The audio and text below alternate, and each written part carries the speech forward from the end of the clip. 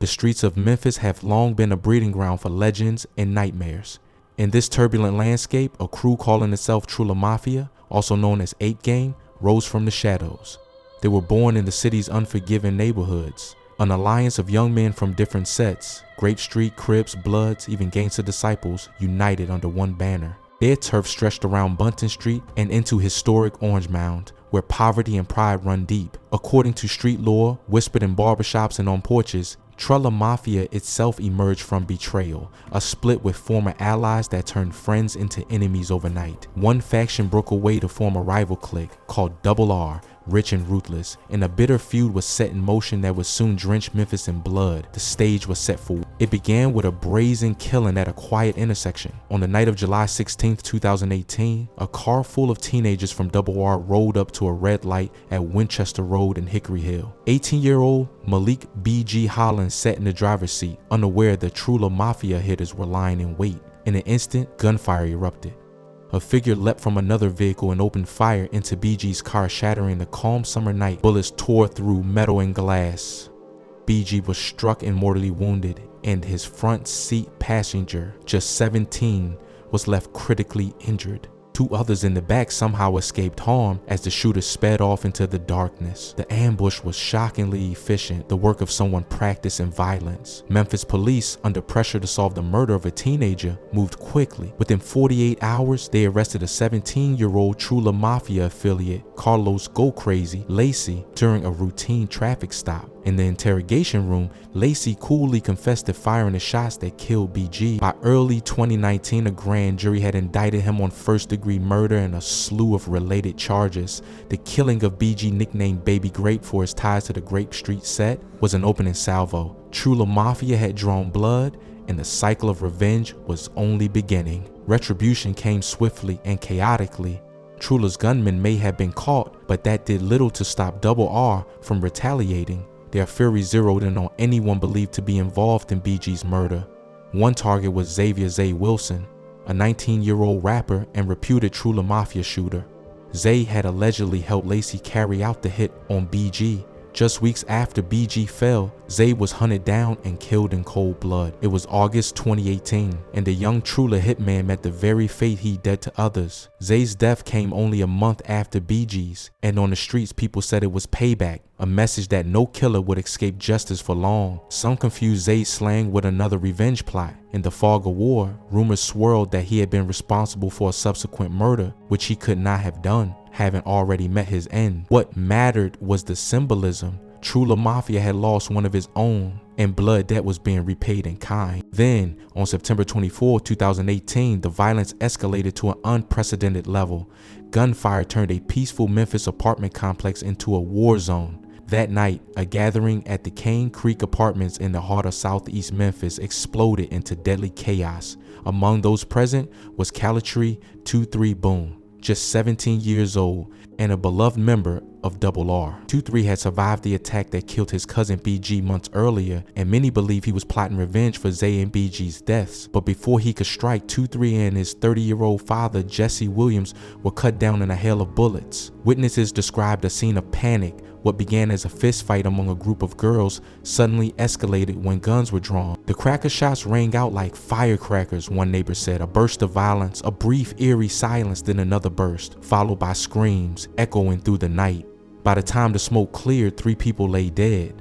23 and his father died of their injuries at the hospital, along with a 37-year-old man caught in the crossfire. 2 young women were also hit, though they survived, wounded and terrified. Locals likened the carnage to the Wild West, a gunfight under the moonlight right in their backyard. In an instant, R had lost another of his sons, and the community was left shell-shocked. Whether 23's killing was a coordinated hit by Trulla Mafia or a tragic eruption of neighborhood beef remains a mystery. No arrest came immediately, but on the streets, many believe this was R paying the price for BG's murder, a deadly tit-for-tat orchestrated by Trulla's enforcers to wipe out the Holland family line. True or not, the effect was the same. The feud had spiraled into all-out warfare, claiming lives on both sides in a matter of weeks. Through late 2018, Memphis teetered on the brink. Sirens wailed through the night as families buried their children. Trulla Mafia, emboldened by its early victories, yet stung by its losses, only doubled down. The gang's identity became entwined with this vendetta against Double R, and in turn, Double R thirsted for more vengeance. In the streets of South Memphis and Hickory Hill, every red light could turn into an execution ground, every apartment courtyard into an ambush site. Both crews began keeping score of the dead. It was around this time that Trulla Mafia members started taunting their rivals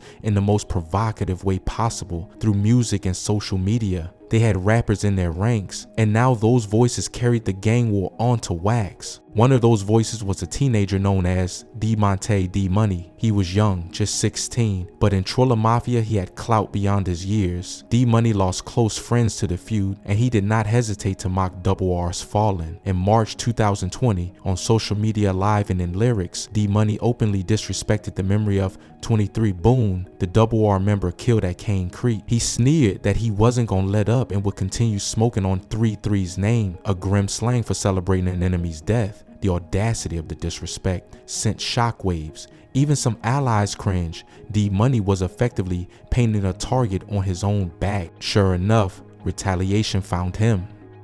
Not long after his online rant, D-Money was set up and murdered, snuffed out before he reached adulthood.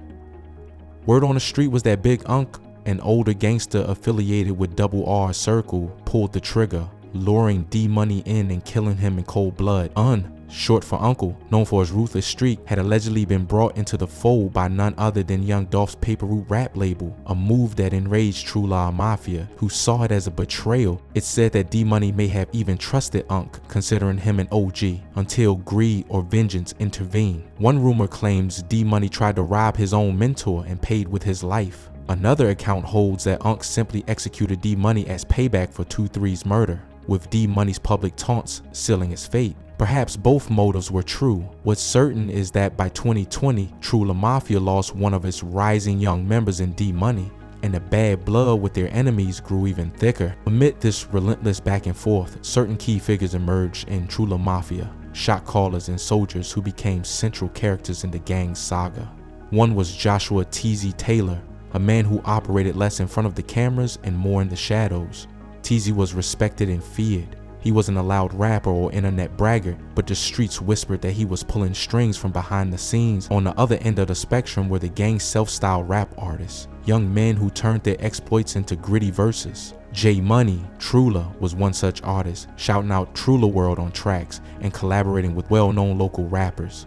In fact, Trulla Mafia's influence seeped into the Memphis rap scene in surprising ways. They dropped posse cuts with established names. One Trula anthem featured J Money, Trula alongside Big Motor, Fabo Gold, and even Kenny Money, a protege of Young Dolph's, all trading bars on a song called Insane. On another track, Trula rappers teamed with Money Man Melvo to boast about their lifestyle. The lines between gangs and the rap industry were blurring. These songs were street diaries, and the lyrics held little back. When Trula-affiliated rapper Main Op, CMO, released How We Livin', he brazenly dissed the memory of BG, basically dancing on his grave in rhyme. It was more than music.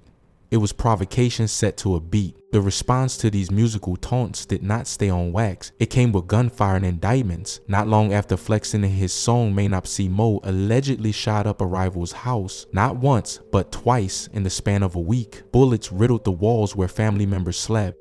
Amazingly, no one was killed, but it was enough for police to act. CMO was arrested and hit with a staggering 7 counts of attempted murder, among other charges. His arrest was proof that law enforcement was beginning to take the Trulla Mafia war seriously. In fact, by 2020, the gang unit had started watching music videos and Facebook feeds almost as closely as they watched the streets. The mayhem was becoming too public, too brazen to ignore.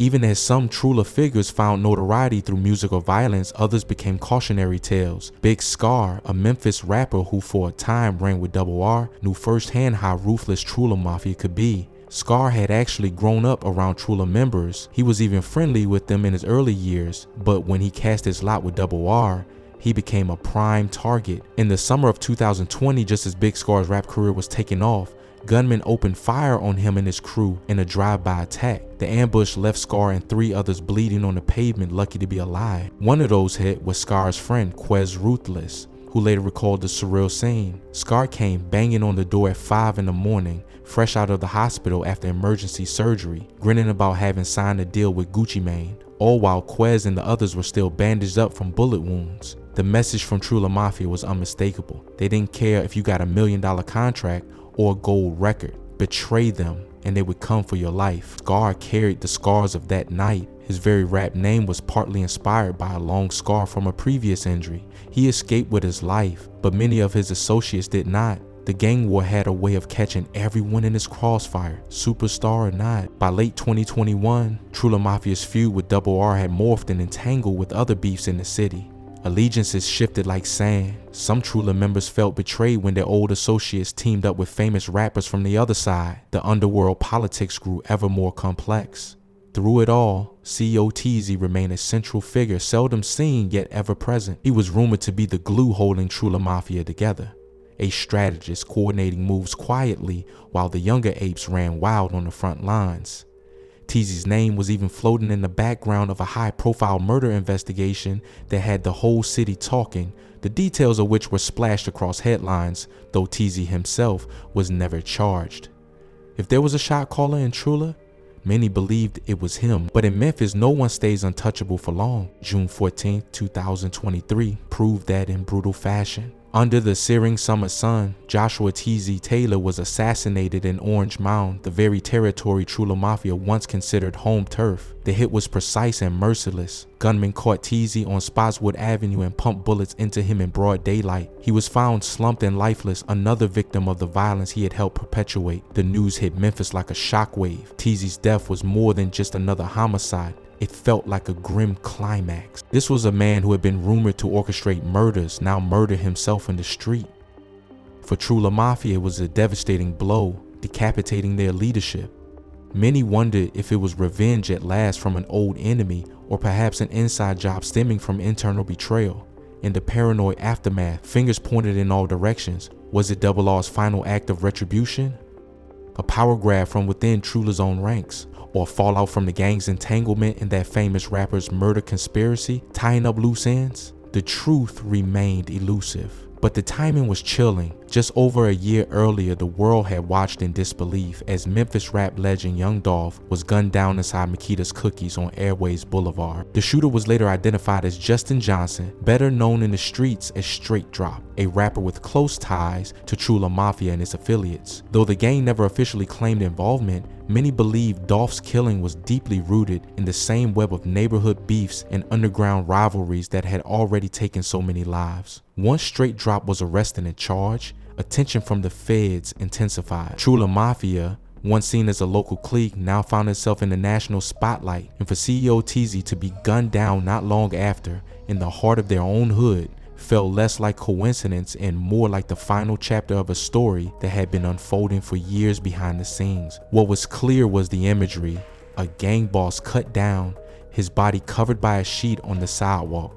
As police lights flashed, the once fearsome Trulla Mafia looked suddenly vulnerable. Over the years, the toll of this gang war has been staggering. Graves and prison cells now hold many of the young men who once called themselves apes and terrorized Memphis. After a lengthy trial, Carlos Go Crazy, Lacey, the trigger man who killed BG at the red light, was convicted and sent to prison, effectively for life.